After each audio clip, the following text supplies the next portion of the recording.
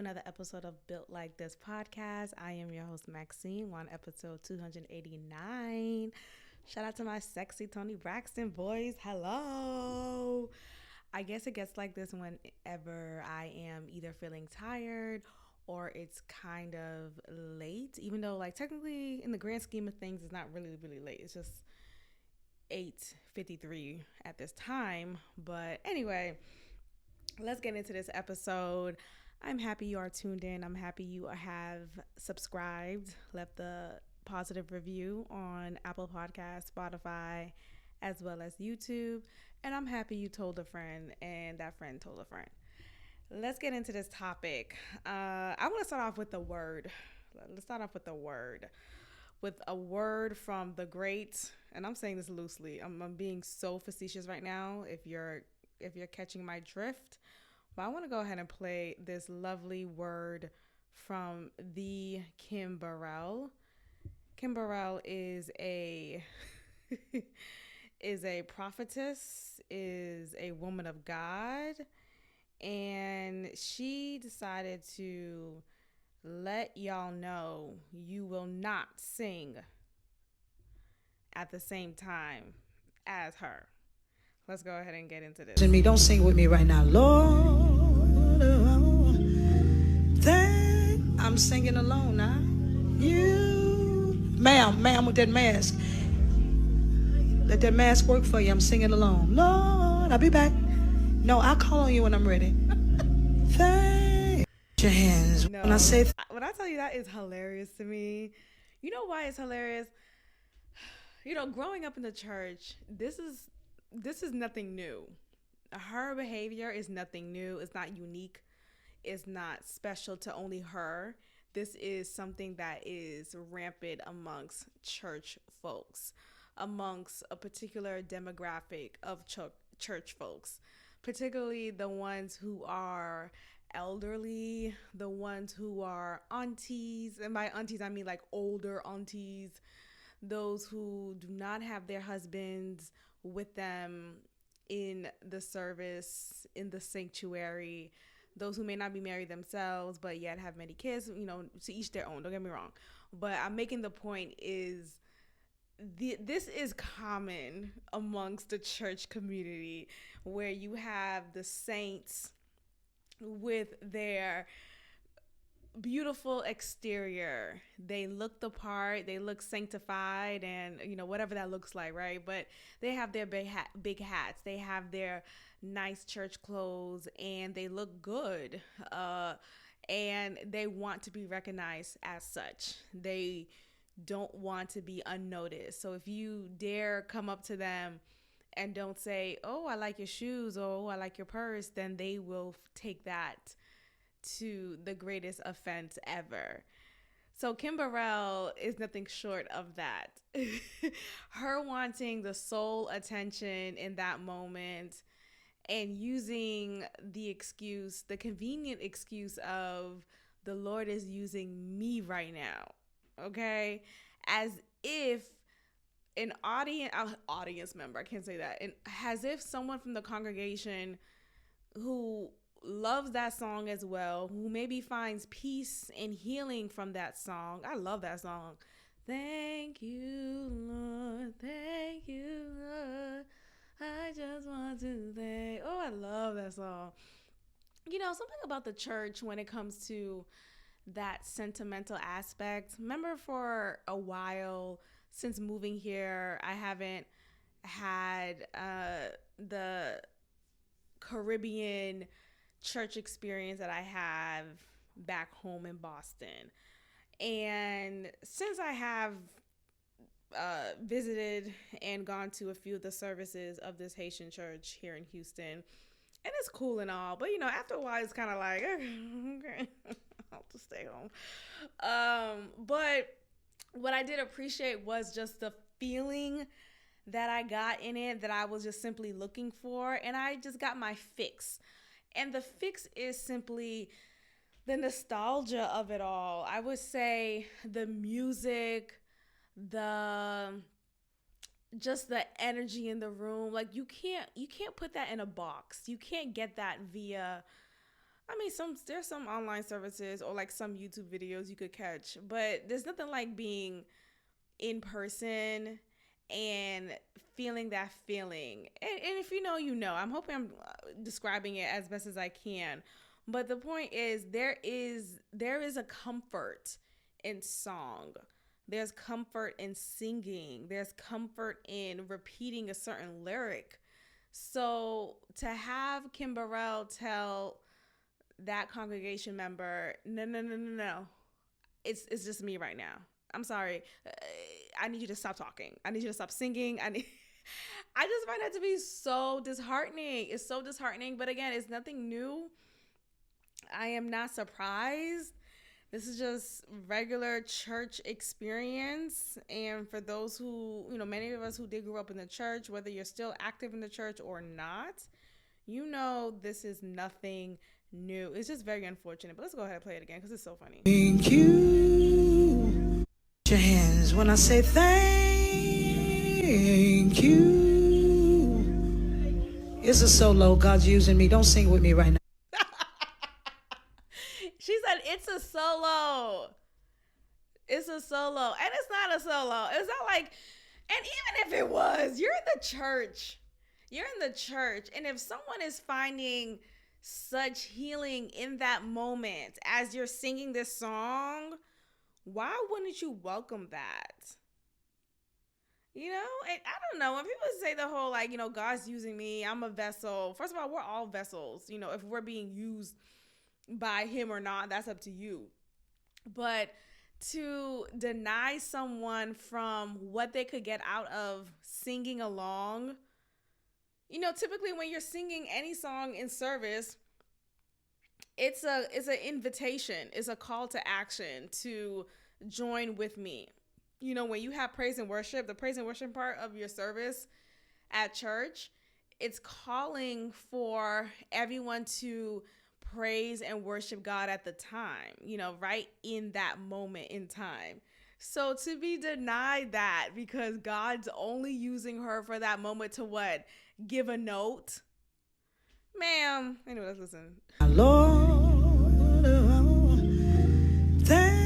I'm singing alone now. Ma'am with that mask. Let that mask work for you. I'm singing alone. Lord, I'll be back. No, I'll call on you. So rude. So nasty and so rude. So then she goes on to get on her phone and explain herself, which I feel like really didn't do any justice, but let's get into it. Don't sing with me right now. Lord, that one that has to join you. And I heard her, y'all. I'm singing alone now. She was singing and I was just going for it. Thank ma'am with that mask. Let that mask work for you. I'm singing alone. Lord, I'm operating in the things of the Spirit. Sometimes when I operate publicly, everybody doesn't understand the dispensation of what I operate in. They just see me as Kim the singer who's not being the singer, who is not always the singer. I'm the preacher. I'm the person with the gift of the prophetic. But anyway, so I'm sitting there singing and I keep hearing her. And the man in front of her said, she's trying to tell you, man. No, I'll call on you when I'm ready. And so she's pointing to the fact that the woman in the congregation is singing along, and maybe from my perspective, it doesn't look like a big deal because I really don't think it is. But I think just a distraction of someone mouthing along, maybe that's what it is. I don't really think it's that serious. But anyway, so she's singing along. And she's in a congregation. She's shouting as she's singing along with Kim Burrell. I really don't believe that she's the only person singing in the congregation. You mean to tell me everyone was just mute watching her? Especially for a song like that. That song is it's one of the songs, that's one of the songs I grew up with in church that you just sing along. I don't care what you was doing. I don't care if you was on your phone scrolling. I don't care if you was talking. I don't care if you was nodding off. I just want to thank you. You just get into it. You get into it because, let me go back to church real quick. No, but that's the song. So anyway, so for her to get singled out, and then apparently she was wearing a mask during this time. So I don't know if she put the mask down and she's singing, or she's singing with the mask, and Kim Burrell notices it regardless. It's just like, girl, let her fucking sing along. And let's continue. So this was somebody who was disconnected in the service, but it was cool. But if you go further into the video, you're going to see what happened. I pulled her up, and then she went to dancing. What a time we had. I want to tell everybody, COVID is starting to rise again. Just like I told her, let that mask work for you. Ma'am, with that mask. Let that mask work for you. I'm singing along. Lord, I'll be back. Child, anyway, I just wanted to play that because that really annoyed me. But, you know, I love the song, so I just had to play it for y'all. So shout out to everybody. I had fun. Shout out to everybody. I had fun. Okay, I want to talk about the Dave Chappelle situation with his response, his impromptu response to the Cat Williams of it all. I know it's been 3 weeks, y'all. Like, every day since the start of this year, we've been talking about Cat Williams and his infamous interview with Shannon Sharpe. And yes, it was very entertaining. It was very enlightening, and it definitely lighted some sparks. Absolutely. But enough. I just want to say enough. I don't know if everyone just felt, if it was like, were they getting paid to give a quick response? The amount of people who responded, and I'm talking about people who Cat Williams spoke about, right? So Cedric, Travis Smiley, did Steve respond? Probably Steve too. Like, so many, Kevin, Tiffany, like everybody responded. And I'm just wondering, what about Ice Cube? What about even Chris? No, did Chris? No, not Chris Tucker. Mike Epps. Even though Mike Epps wasn't even referenced. It's just were they getting a check to respond? Is this all a hoopla in our faces? I want to know. Is this a hoopla? Child, anyway. So, you know, during his conversation with Shannon Sharpe, Cat Williams discusses the dress and how Black men wearing dresses is a symbolism of them selling their souls and being a part of the Illuminati and basically being emasculated. There's been so much conversation afterwards of what is the big deal when Black men do it compared to when white men do it. There's not enough spotlight given on the white men who have worn dresses in the media, such as Tom Hanks, apparently, because I didn't even know that until someone said that. I'm like, wait, what? Not Sleepless in Seattle, Tom Hanks. Not. My mom didn't wrong to say box was always like a box of chocolate. Whatever he said, my daddy always said. Not Tom Hanks, but Tom Hanks nonetheless. Not eating babies, Tom Hanks. Allegedly, it's a joke. So, but yeah, Tom Hanks. We all know Robin Williams, but I mean, come on. Mrs. Doubtfire, come on. We got to give it to him. He did that shit. And that's nostalgic for me. It's nostalgic for a lot of us. I grew up on Mrs. Doubtfire. That I remember watching it with my sister when we were younger. We would have, was it Sunday nights? I think it was a Sunday night movie that we watched together, because like there'll be some nights during the week, or whether it was during the week or the weekend. I believe it was a Sunday night, because ABC would have like these special, like, appropriate movies for us to watch on TV. And so that was one of the movies. Anyway, that's a great movie, okay? So I don't care. He had to sell his soul. He sold it, and he did it right. Shout out to Mr. Robbins. Shout out to Robin Williams. Rest in peace. So sad. Anyway, the point is, a lot of people are not recognizing the trend or just the historic um recollection of different black actors who have worn who have worn dresses in their depiction on TV or in movies. And that's a lot of black men.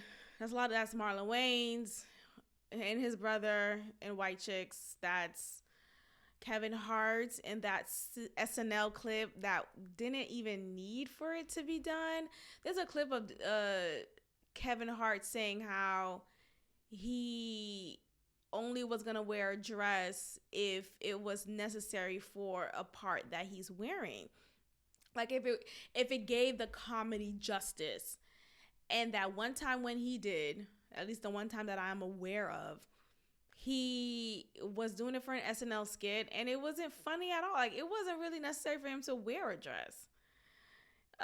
So him, we know Martin Lawrence with Big Mama's House. So there's a lot of examples of black men doing so. And I think the difference is very clear, but it's just so easy to be obtuse.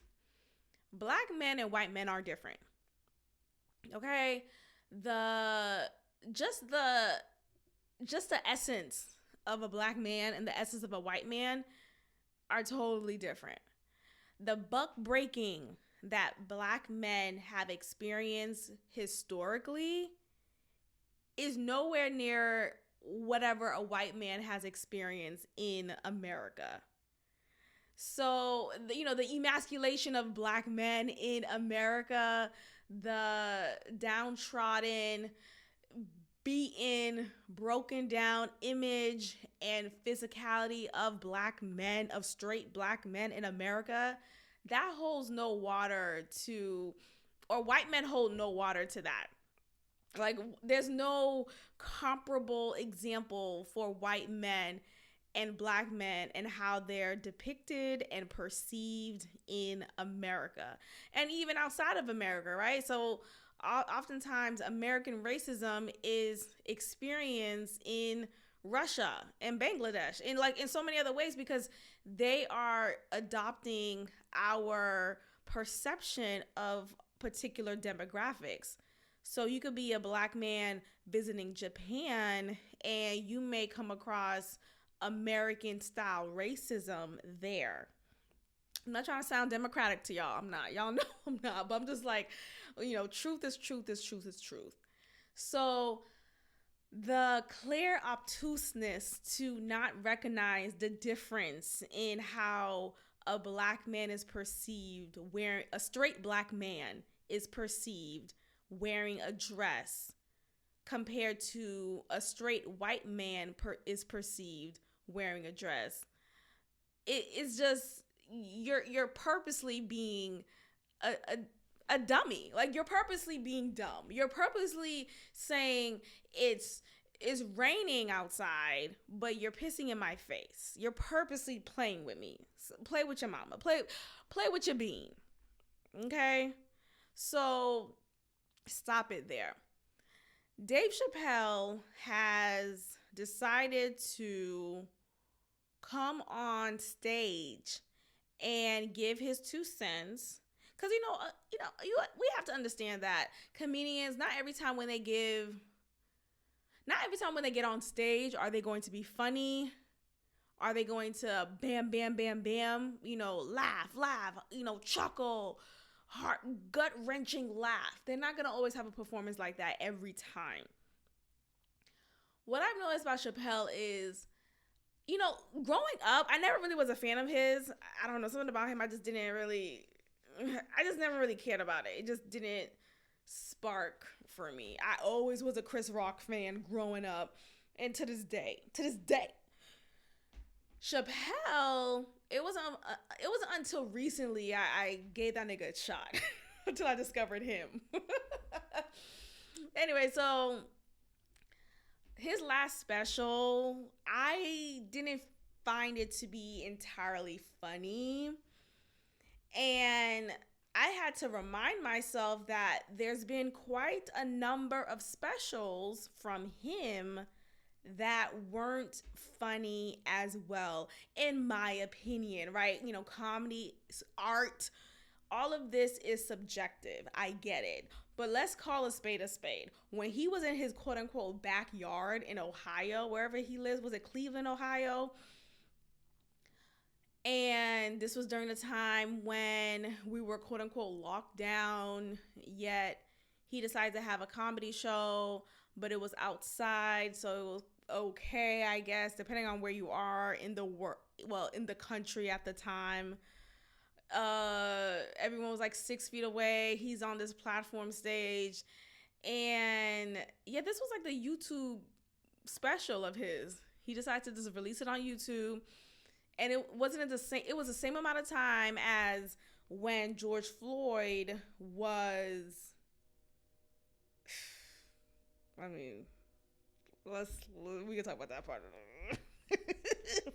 If you know what I mean, you know what I mean. But anyway, it was during that time, right at the height of it. So he gives his commentary on it, and there was no I didn't laugh once. Hello? I did not laugh once. There was not a chuckle.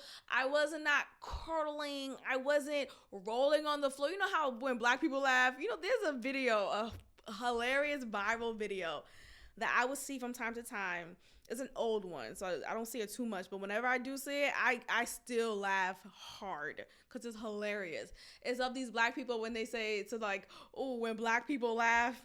And then this guy and his friend, they're outside and they're laughing so hard. Not only are they like hitting each other like, yo, doing that, patting each other's chest.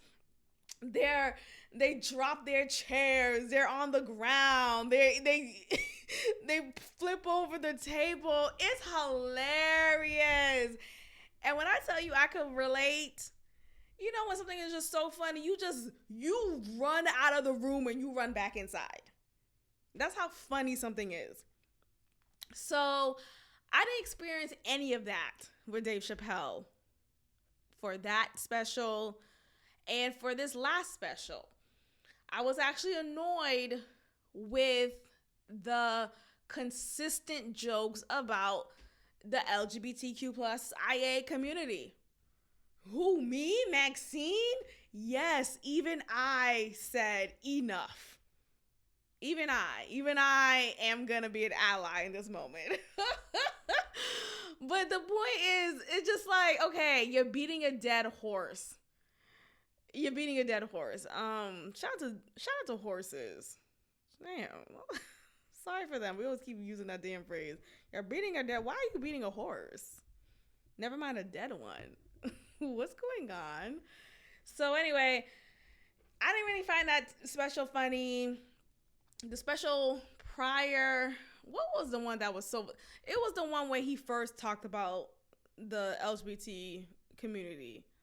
And then much later, I found out that joke was actually this white guy's joke. I think something Owen.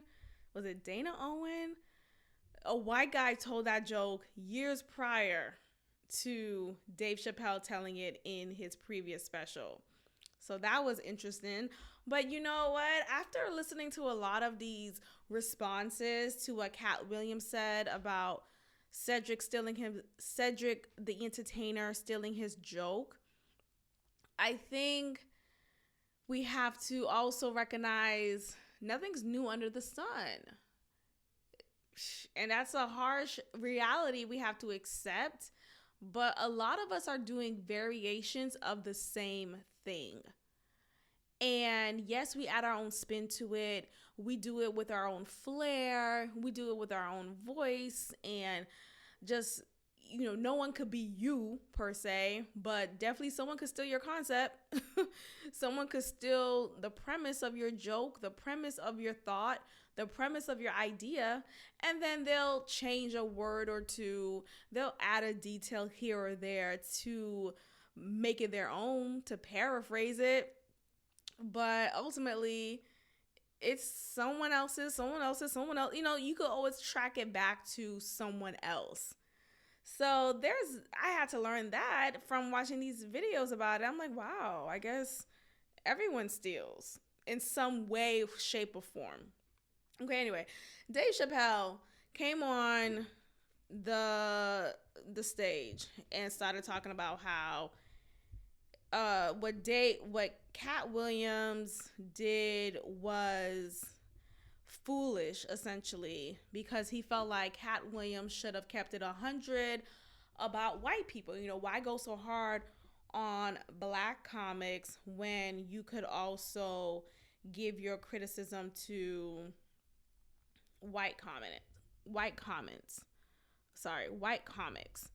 And what part of the game is this? He only eats the niggas. He didn't say anything about any of these white boys. And none of these white boys function like that. And Cat is one of the best painters in the game. And so why are you drawing all ugly pictures of us? Stop.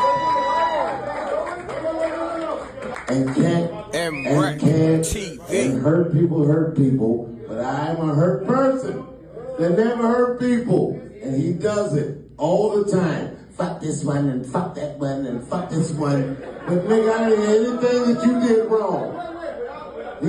Okay, so what I didn't understand about this moment was we see during this part of the clip, D. Ray Davis is on stage with him and he's tapping Chappelle on the shoulder, trying to interfere with whatever Chappelle is saying.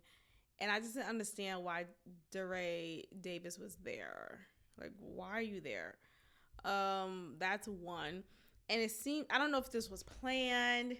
It seemed like he wasn't, but can we talk about Chappelle for a sec? I know we've been talking about Chappelle, but let's talk about him again in this aspect. What's going on with his aesthetic? Sorry, I always gotta like move myself, shift my body. What's going on with his aesthetic? Hello? Is the mic on? What's going on with his... What do I mean by that, Maxine?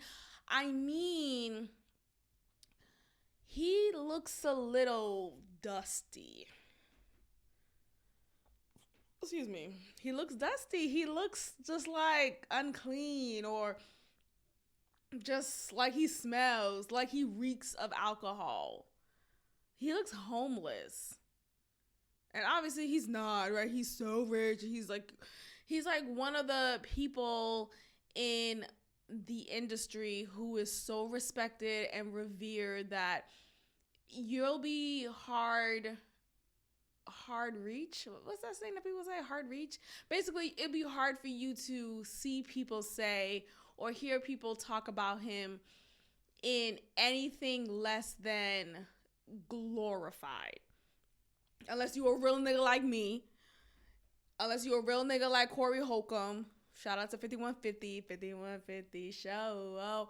But unless you're any one of those people, then you're only going to hear these glorified commentaries about this man. And I just want to understand what's going on. Every time I see him, he's always smoking a cigarette. I feel like that's his MO for going on stage. I know he's always drinking too. So I just wonder, is he okay? Is everything all right? And I feel like when he's speaking, it's kind of hard for me to get what he's saying during some moments because he slurs his speech. I mean, is this Biden or is this Chappelle? But let's continue. Didn't do nothing wrong. Cat didn't do nothing wrong. And Rec TV. I'm gonna bring a picture of a black guy. Cat did this to me. Cat was talking about shit that niggas did to other niggas, but not about anything that niggas did to him. If I told my story, it would break your heart. Your heart. If I told my story, it would break your heart. And what I also don't like is the way he speaks, though. He really feels like he's this martyr. Like he did so much and he stood 10 toes down. And that was the impression, or that was the story that was told to us, because wow, Dave Chappelle denied the $50 million deal that was presented to him because it compromised his integrity and his soul. So he denied the $50 million deal and moved to Africa. Where just Africa as a whole, just the continent. He found Africa and moved there for a period of time, and then he came back after however many years. And now he's this god. He's the god in comedy. It's just so weird to me. Like, why is this guy like seemingly untouchable? In my perspective, he comes off very untouchable. And a lot of people talk about him as if he's untouchable. You know how Rogan is talked about, not necessarily as like one of the greats in comedy, but a lot from the white comics who he will shuffle on his podcast. He, like, those people, they would like, oh, Joe Rogan's amazing. He's one of them. He's great. And I mean, to be frank with you, it's because Joe Rogan is rich. He's really rich. Okay? He got fuck you money. He got that great Spotify deal. He has a very successful podcast. His platform is powerful. So it's not like he's getting the respect because of his comedy skills. It's because of the power that he has with the platform that he has. You see what I'm saying? So that's why he's getting this reverence, but it's not because of, oh, he's just all, no. It's because of his podcast, y'all. So when I think about Chappelle, it's like, you know, a lot of people who are getting this elite position, they're getting it in a way that's inauthentic for what they're getting it for. I hope I'm making myself clear. But anyway, let's continue. I lost everything and never, ever told on anybody. And this nigga is the arbiter of truth. Cat, listen, I fuck with Cat hard. MREC TV. Wait, D-Ray, just tell me, what part of the game fucks up another nigga's paper? MREC What part TV. of the game is about tilling on another nigga? Tiffany Haddish is lifting something heavy, and as clumsy as she is, I don't disagree with Cat. He be telling the real shit. And this one's fucked up this way, and that one's fucked up this way. Yes, nigga, that is true. But why would you say that? Because all of us are trying to be in a better situation. Can we get over it? So yeah, there's that. And I'm here to some goddamn bullies. We don't give a shit. We be on CNN like, say our name, bitch. Say it 3 times. And see if we don't come over there and kill everybody. You don't believe we gangsters? I mean, that is, Cat Williams is hilarious. Like, I'm here to tell you, Dave, give me a joke. Okay? Stop getting on these stages and going on these long ass rants. Everyone is just responding, oh, he's a great story. He's a great storyteller. He's a great story. Okay. But when did you laugh? The last special that he came out with, which was like literally a few days, like a week ago or two. Okay, let me watch it. And it's literally the same setup as it was in the previous special. He's wearing something very similar. I guess he has a production company, it seems like, because the same logo was in the background. And I'm wondering if it's a production company that he owns. Anyway, he's on the stage and it's rather short. It felt short. It felt kind of rushed, but still delayed at the same time, if that makes sense. Towards the end of his last bit, it's such a prolonged joke that I deadass fell asleep, one. But prior to me falling asleep, I was trying to figure out, when am I going to laugh? When am I going to laugh? I did not laugh. And I just think, I understand we live in a microwave society. and we're trying to revert to how things once were. At this point, you have to get to it though. Like, you have to balance it out and bring on the funny. You can't just keep on going on and on about the same trans topic over and we get it. Like, cut it out, dog. It was just ridiculous. I was annoyed because this was the second special, because the one prior to that was a little bit better, but again, it was more of his story ass telling. And then coming across this clip that was filmed on the DL, because you could tell from the footage, seeing how, at least in that portion, maybe he made people laugh afterwards or right before the guy started filming, but I highly doubt it. And I'm just tired of it. Like, can we get to the funny? And so I am not the only one who feels his way. Shout out to Corey Holcomb, like I said earlier, for being a real nigga. And let's take a listen to what he just said. Must be spoken on. And I feel like it needed to be shook up because we some scary motherfuckers, man. But my nut's too big to just be quiet forever about shit that I see in this comedy game that must be spoken on. God! I can't be quiet no more. My nigga Dave Chappelle be bombing like a motherfucker. I'm just keeping it real, dog. I think he's so funny. He doesn't come to. I'm just checking if he's gonna come to Houston anytime soon. He is too funny. I hear that his comedy is an acquired taste. Like, he kind of goes there. He's dark, but I'm dark in my own way, and I get it. So I find it hilarious, and I really enjoy his podcast. So I think I would enjoy his comedy set in person. But yeah, that nigga be bombing. Like, just call a spade. And yet, a lot of people in that industry like to revere Chappelle as this god. It's like, all y'all say about him is like, look, he's a phenomenal storyteller. It's like, okay, but did he make you laugh though? You could be a great don't get me wrong, you could be a great storyteller and be a great comedian, but in your storytelling, are you making me laugh? Are you hitting the jokes out? Or are you just giving me damn adjectives?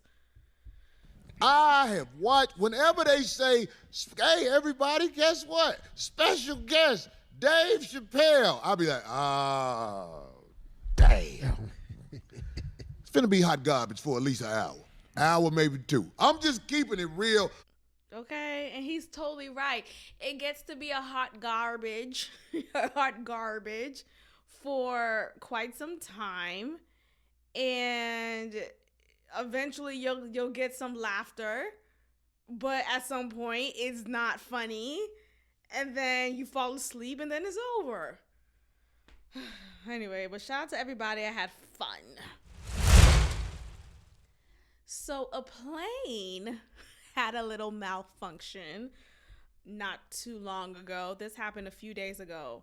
A Boeing plane that pulled from Alaska Airlines.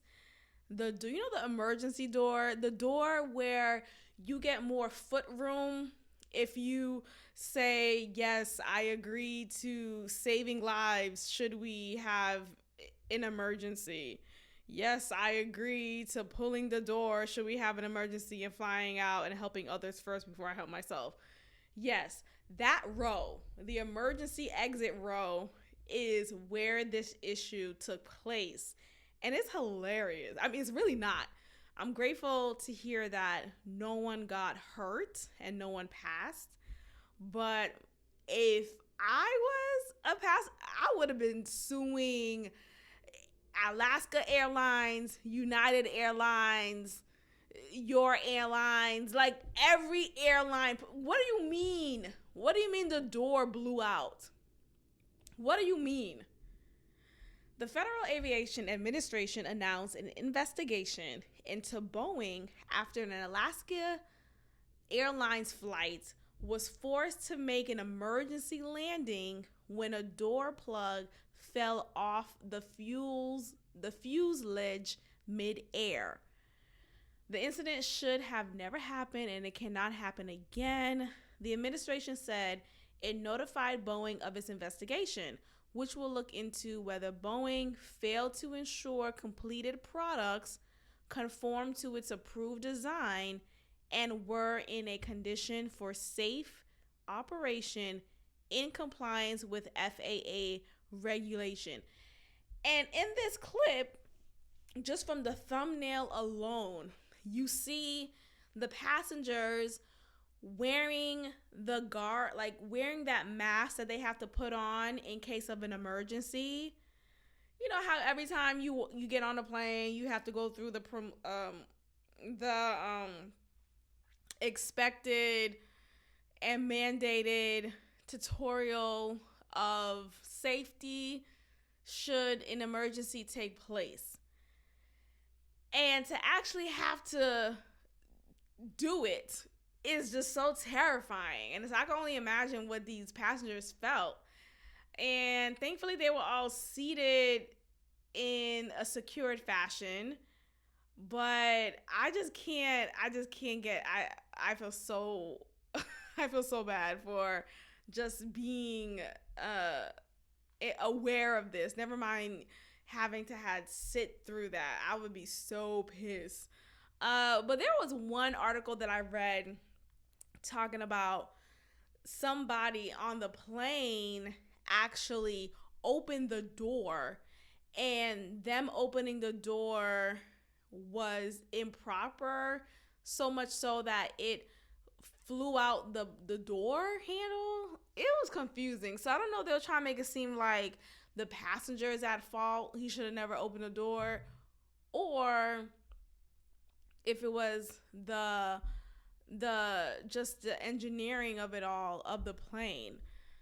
But anyway, yeah, I would be suing the heck out of the airlines, the airport, the pilot, passenger in row 2E. Like, I would be suing everybody. You get a lawsuit.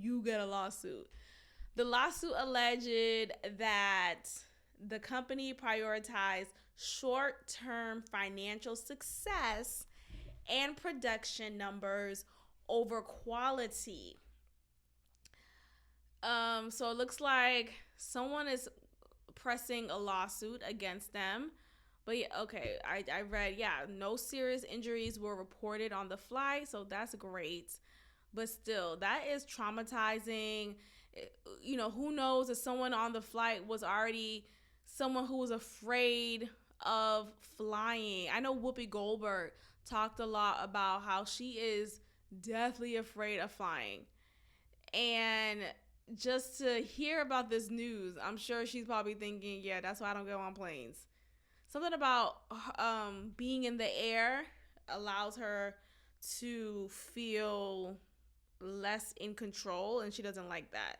And she likes to be like on the ground. So whether it's in a car, she's traveling, in a bus, on a train, she likes to be on ground. Maybe she feels more in control of whatever emergency that may come. But yeah, I just thought that was very terrifying, and I'm really happy to hear that no one got hurt and all is well. But yeah, I would be suing the crap out of them. Absolutely not. Absolutely not. Let's talk about Scott Peterson. I remember this case when it came out 20 years ago now. Like it was 2004. Yeah, it's been a long time. Now, just a quick reminder, Scott Peterson is a man who was accused of killing his wife and unborn child in 2004. He was accused of this for several reasons, but I want to primarily say it's because of him being an infidel. Him being a husband who cheated on his wife and was having this illicit affair, and it just looked like he did it, or that he could be so callous enough to do something like this so that he could live with his new woman. A lot of events took place during that time period that made him look optically bad. It looked bad because while his wife was missing and his unborn child, remember, she was pregnant at the time and was about to pop in the next few months, like probably 2 months. She was visibly pregnant. He was in this affair with another woman. The woman that wasn't aware of his wife. She was under the impression that he was a widow. He told her that his wife is dead. Like, literally.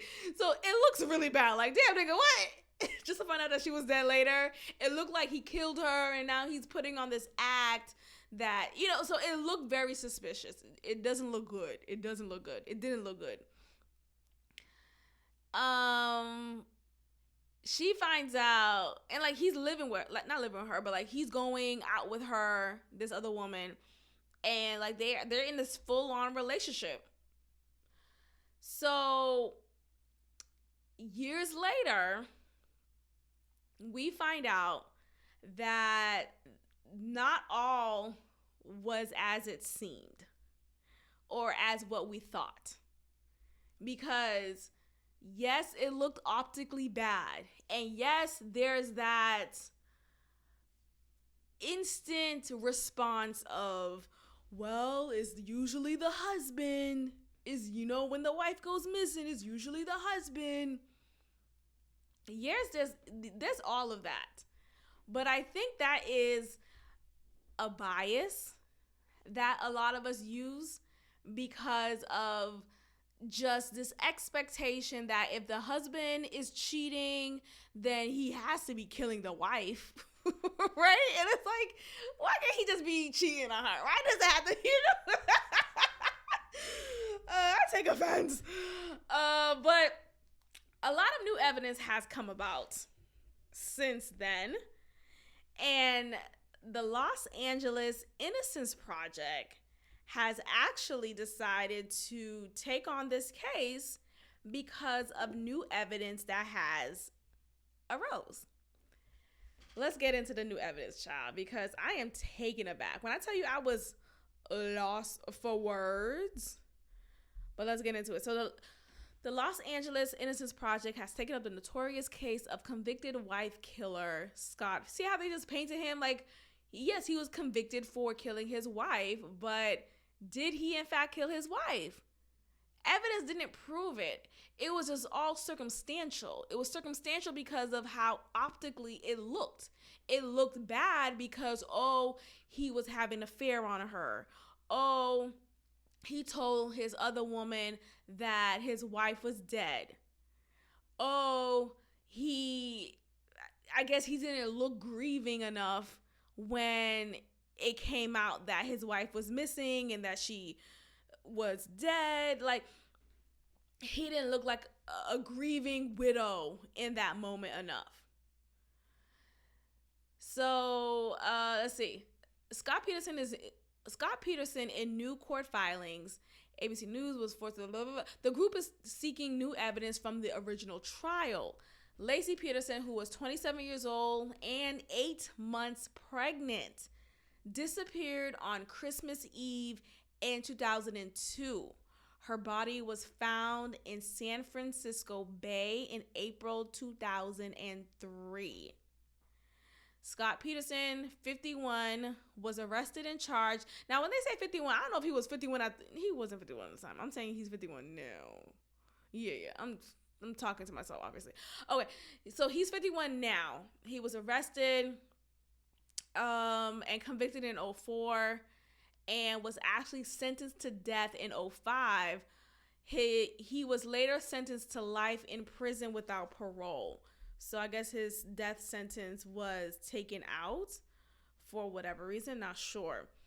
New evidence now supports that Mr. Peterson's long-standing claim of innocence and raises many questions into who abducted and killed Lacey and Connor Peterson, Connor being their unborn child.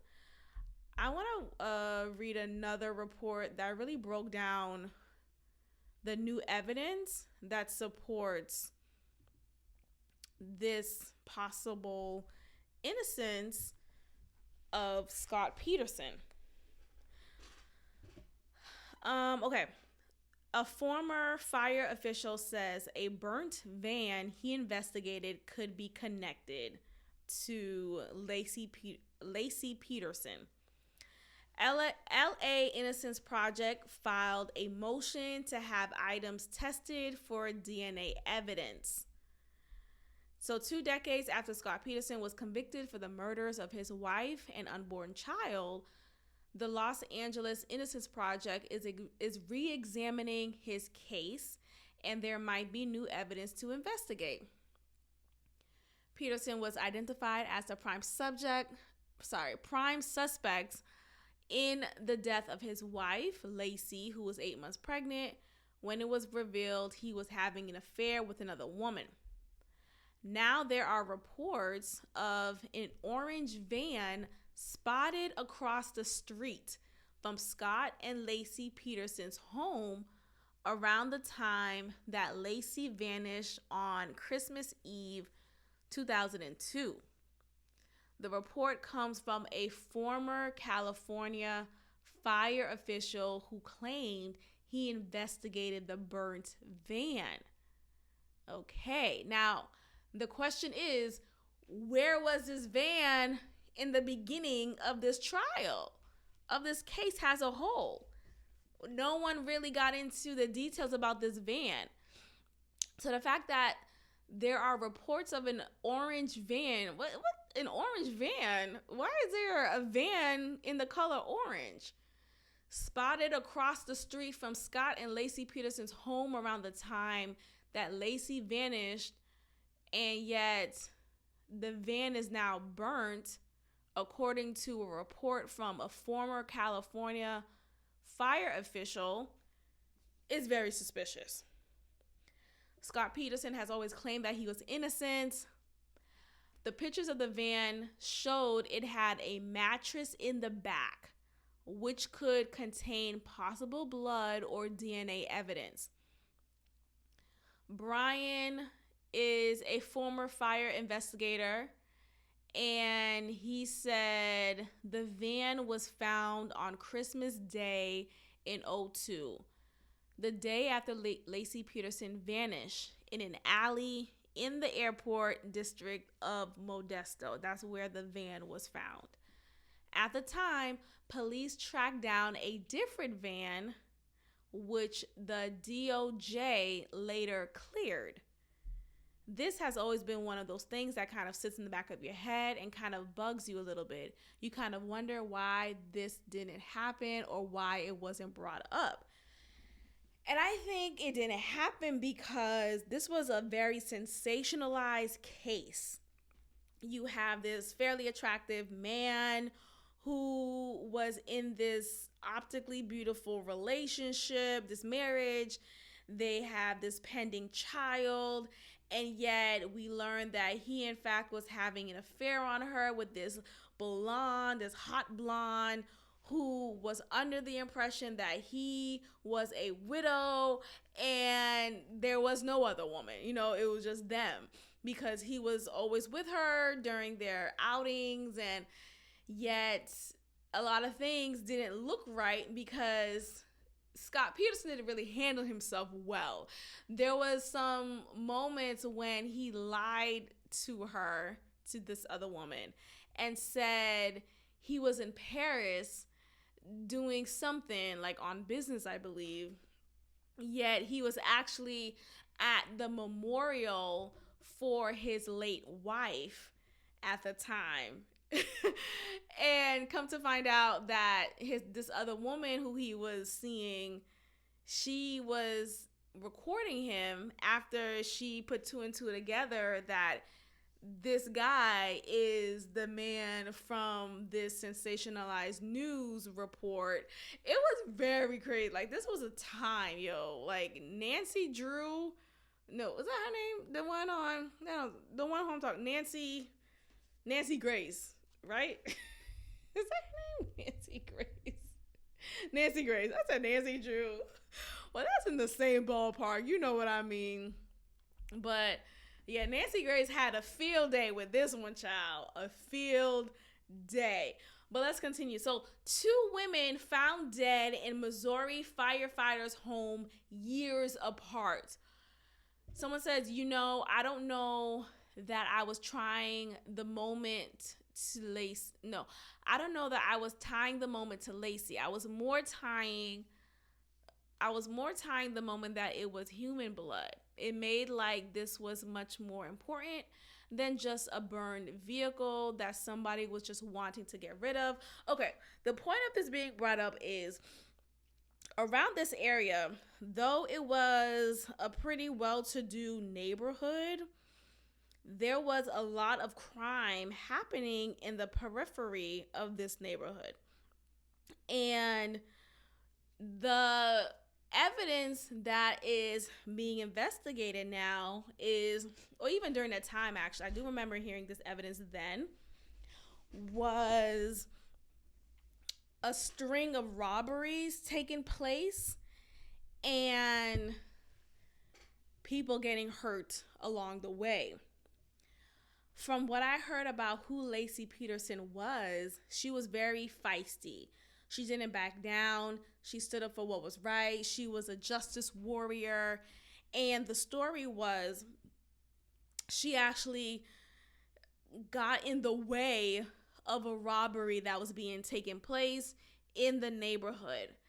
And apparently she was like, "Hey, what are you doing?" As she saw these robbers robbing a home while she was walking on the street during the day, apparently. So sometimes, robberies could happen at any time, regardless if it's daytime.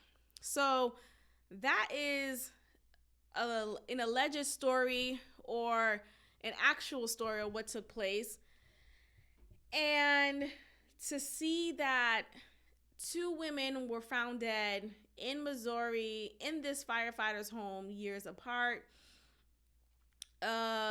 makes you wonder if there's a connection here, if there was a serial killer on the loose and is still on the loose. Is he responsible for all of these killings or some of them? And it just was so convenient to pin it on Scott Peterson because of his behavior. He didn't make it any difficult for us to say, okay, it's probably not him. No, because he cheated on his wife, because he was having this illicit affair, and because he was lying to her saying he's in Paris when he wasn't, and my wife is dead when she's not. It just really makes you wonder, like, God damn.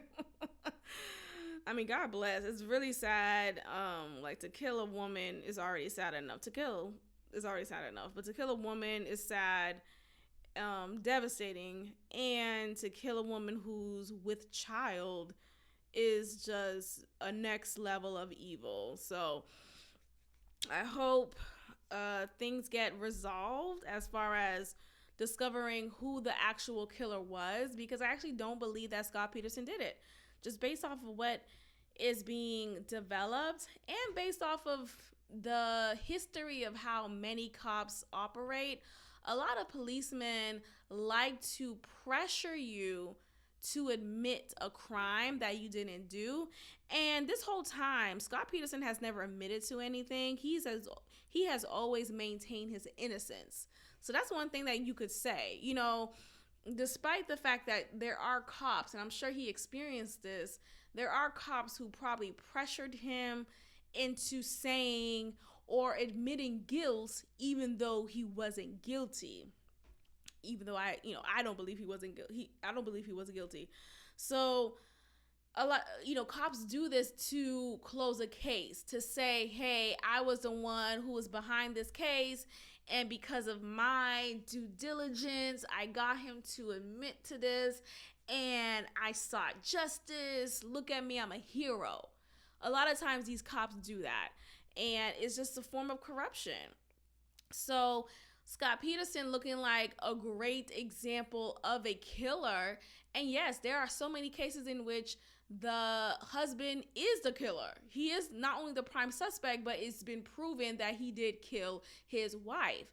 But in this case, despite the optics of him not looking great, he didn't kill his wife. And I'm just here to see how things unfold. So if there are further developments that come about, I will definitely report. But I really appreciate profit or nonprofit organizations that take on cases like this, that find it necessary and important to exonerate those who have been wrongly incarcerated. Now, with the LA Innocence Project, that is their mission, to give a voice and a platform and resources and freedom to those who have been incarcerated for however many years and been incarcerated on false pretenses. If you go to their website, you'll see so many of their cases that have been completed. And in the completion on this page, you see the names of these people, of these ex-cons, which is unfortunate now that's on their record. Hopefully it gets what's the word? Is it not debunked, but hopefully it gets removed from their record. But nonetheless, you see the years that they spent in prison, the time that they served. You have so many people here who served at least 20 years. There's an example of this man named Rafael Ruiz. He served 24 years. There's this man named Huey Burton. He served 19 years. Christopher Tapp, 21 years. Ernest Sonia, 22.5 years. Like, what? What do you do now? After serving that much time in prison for a crime you did not commit, for a crime that you were not responsible for, yet because of the corruption in the criminal justice system, you served the time for it. And yes, we hear of cases of those who serve time wrongly. They not only get freed, but they get awarded $40 million. Like, what the fuck is that? I don't know if there's a price to give to compensate the time that you took away from my life. Like, I went into this as a child, and now I'm a middle-aged, if not in my early elderly years, man or woman. And you give me $40 million? Okay, I guess I'll just make it. I'll just figure it out now. The money doesn't do anything. I'm sure it helps, right? But you can't ever pay back time. And I just feel so sorry for all these people who were wrongly convicted. And I think we get so quick to disbelieving those who are in prison whenever they say, oh, I didn't do it. Because I hear that a lot.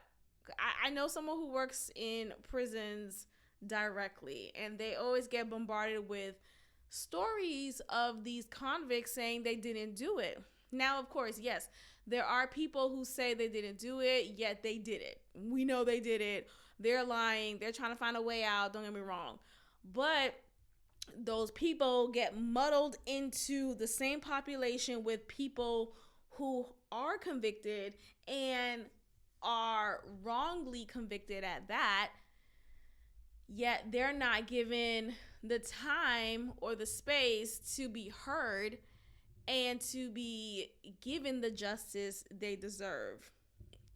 So shout out to the Innocence Project, the LA Innocence Project, for the work that they're doing. It's really a blessing.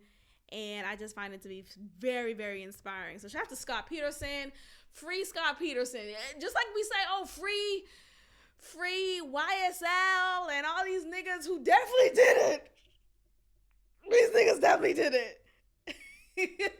You know, running amok in society. Being menaces to society. But we can't free Scott Peterson? Anyway, thank you so much for listening, you all. I appreciate every listen. Make sure you tell a friend to tell a friend. And I will check in with you all next time. Peace.